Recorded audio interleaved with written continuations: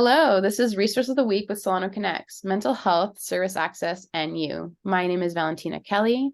And I'm Elena Starr. And this week we are welcoming back Dr. Norma Rodriguez de Lisenko for our second episode of our very, very special four-part series for May is Mental Health Awareness Month. Hey, Norma, how are you doing? I'm great. Thank you. Thank you for having me back. Yes, no, we're so excited. So this week, just to let everybody know, we're going to be following Norma through her journey of depression. And so for this week, we're going to be discussing her experiences with prenatal and postpartum depression. Before we have Norma step in and share a little bit more about her experiences, we just want to let everyone know that postpartum depression is something that many women experience after pregnancy. It's really common. Anywhere between 1 out of 5 women who are pregnant experience postpartum depression, and it can include symptoms of depression following pregnancy. And so a lot of these symptoms can include worrying, sadness, tiredness, and then also going into a very deep depression. And so we're really thankful that we have Norma talking about her experiences and highlighting this issue today. So, Norma, how are you feeling today before we dive in?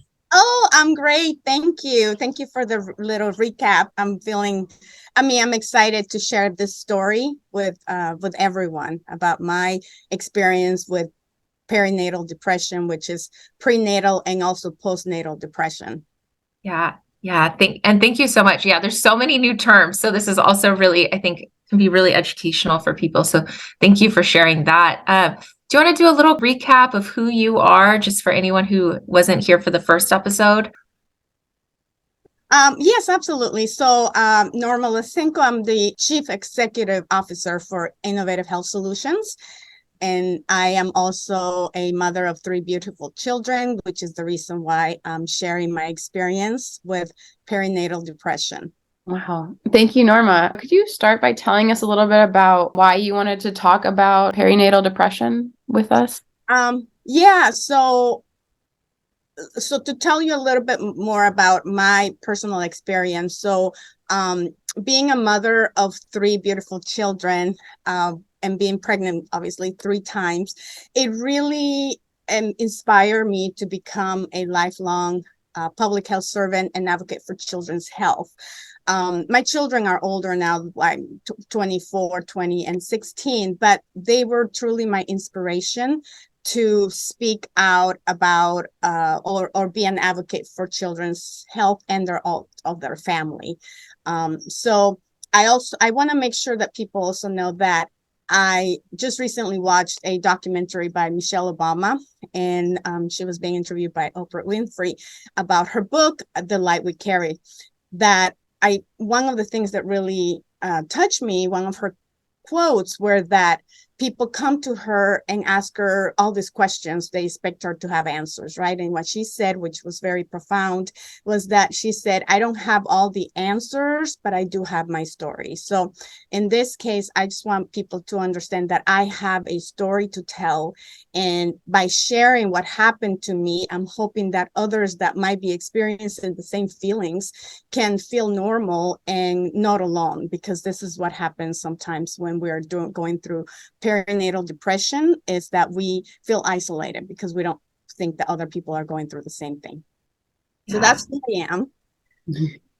No, that's so great. And then Norma, did you know what perinatal, postpartum, or prenatal depression was before you experienced it? So no, I didn't. And I actually, which is the sad part of why, and let's go into the why. Yeah. Speak about perinatal depression. I didn't realize that I suffered perinatal depression until probably about 6 years ago. Wow.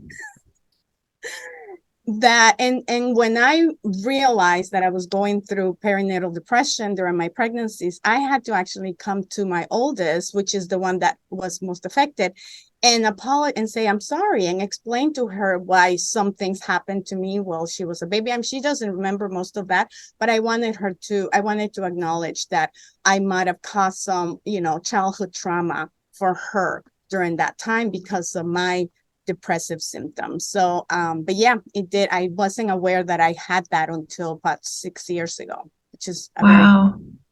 similar to ACEs. Last episode, we talked about ACEs and how I found out about those just 5 years ago. Same thing happened with me with perinatal depression. Yeah.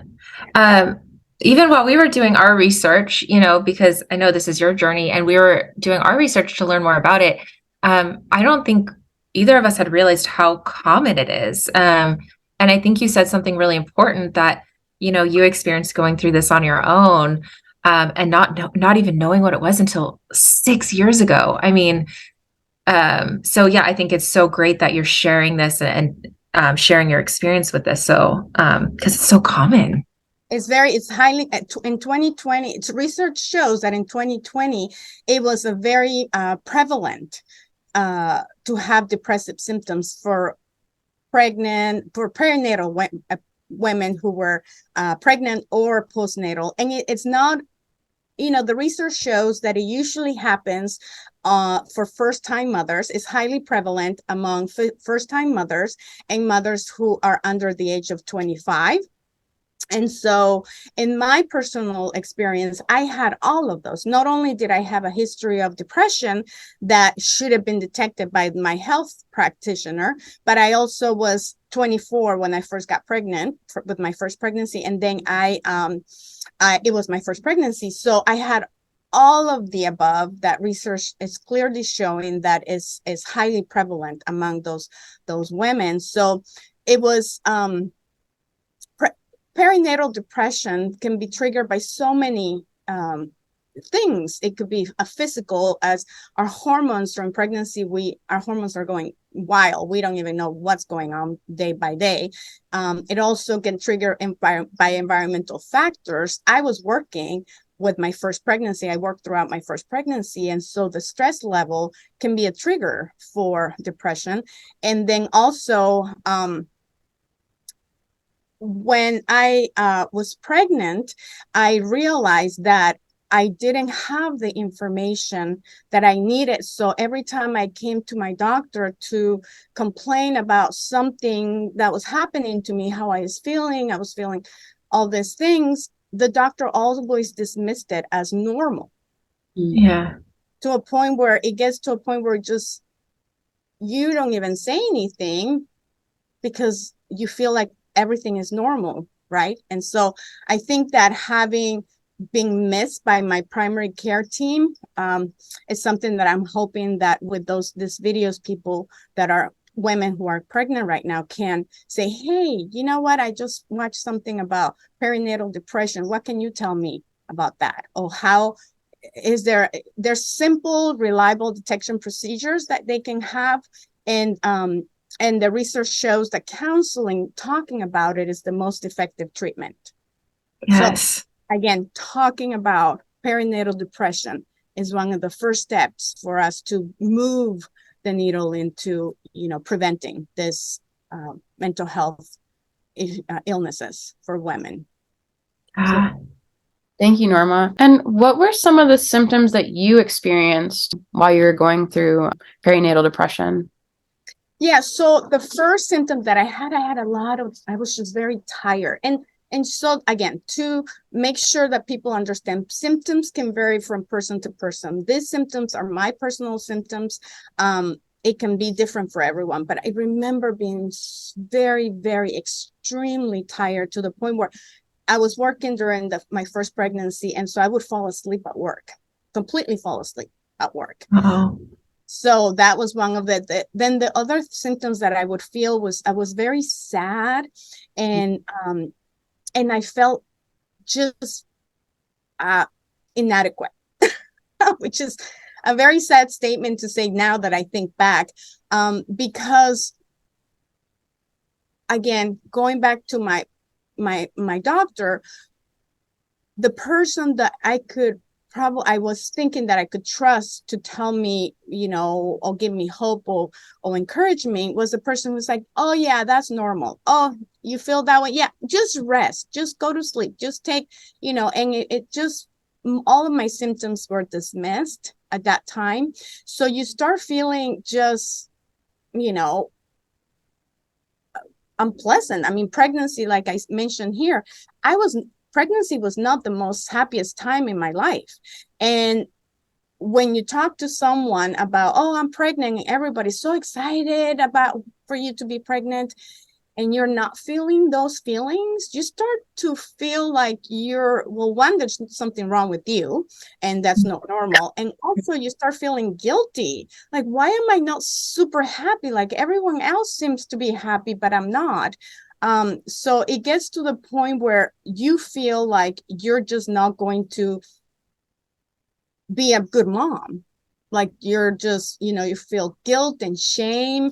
You stop sharing you feel some being on discomfort and you start isolating. And so I just hope that people understand that it is important that we know the moment we become pregnant, hormones are going to be, all over the place.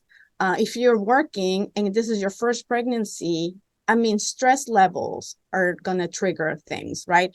And then the other thing that I wanted to also let people know that because of my ACEs, right, my adverse childhood experiences that I had experienced in the past, and we talked about in the first episode, being pregnant is a time where you're out of control. Your body is basically doing things that you don't even know what is happening. Every day you wake up and something new is happening, some new ache, some new feeling. And so the sense of feeling out of control trigger my depression, because as a child, I had no control over my environment and what happened to me. So I didn't realize until now that the sense of feeling out of control is a trigger for depression, especially for women who have a high number of ACEs, adverse childhood experiences. So I hope that people understand that sometimes even the simple fact that we just can't control our body during our pregnancy is a trigger. And so it's important that we check, discuss those with your primary health, with your doctor, and that in the hopes that they can find you some support and, connect you with the mental health professional. Yeah. Yeah. And thank you so much for sharing, Norma. I think there are so many important things that you had just mentioned. One is that I love that you emphasized that perinatal depression can look different in so many people. So, if anybody who's listening and you think that you or someone you know is going through this, like, please reach out to help. But another thing you mentioned that I think is important is talking about just compounding mental health concerns, right? You talked about ACEs, you talked about having a history of depression, and you talked about how that came and affected your pregnancy. And I do think, like, as a woman too, is that we're constantly told, like, you're supposed to have that pregnancy glow and it's supposed to be the happiest time of your life. And there are a lot of women who don't experience that. And we don't talk about it because you, like you said, you feel like there's something wrong with you and you don't know what to do. So I just think it's so amazing that you're sharing your story with us for so many reasons.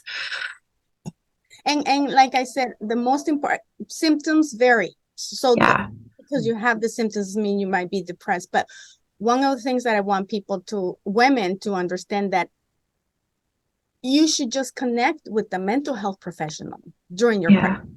You should just automatically, a mental health professional should be part of your team during pregnancy and even after pregnancy.